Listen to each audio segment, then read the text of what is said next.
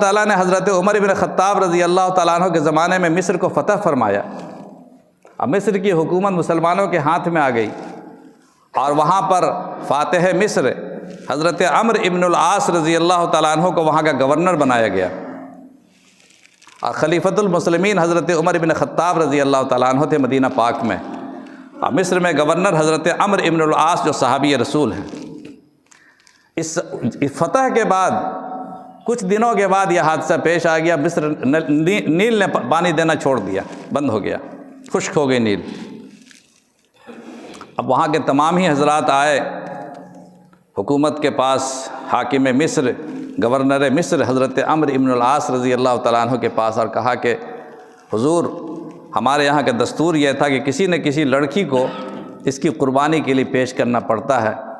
اب کیا کیا جائے؟ آپ کیا کہتے ہیں، کسی لڑکی کو تیار کیا جائے؟ حضرت عمرو ابن العاص رضی اللہ تعالیٰ عنہ کو یہ بات پہلے سے معلوم نہیں تھی۔ انہوں نے کہا یہ تو عجیب بات ہے کہ پانی کو جاری کرنے کے لیے کسی بے قصور اور بے گناہ لڑکی کو قتل کیا جائے،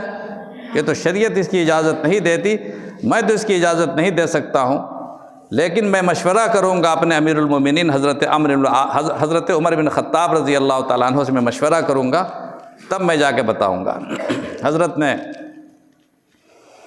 گورنر مصر نے حضرت عمر بن خطاب رضی اللہ تعالیٰ عنہ امیر المومنین کے نام ایک خط لکھا، اور اس میں یہ ساری صورتحال بیان کی کہ مصر میں اس طرح کا دستور ہے،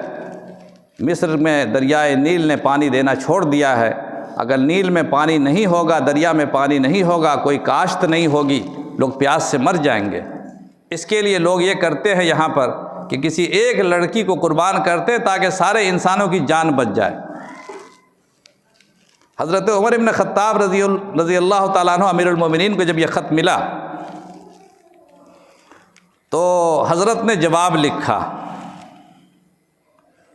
اور کہا کہ میں یہ خط بھیج رہا ہوں،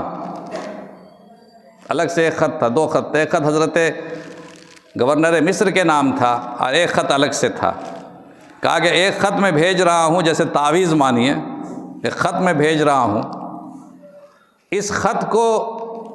لے جا کر کے آپ اسی نیل دریا میں جہاں پر سے پانی جاری کرتے ہیں، جہاں پر سے لوگ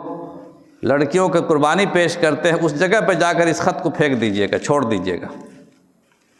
اور کسی بھی حال میں کسی بھی معصوم جان کی قربانی جائز نہیں ہے۔ اسلام اس طرح کے خرافات کو پسند نہیں کرتا ہے، یا اوہام فاسدہ اوہام باطلہ ہیں۔ کسی کو راضی کرنے کے لیے، کسی کے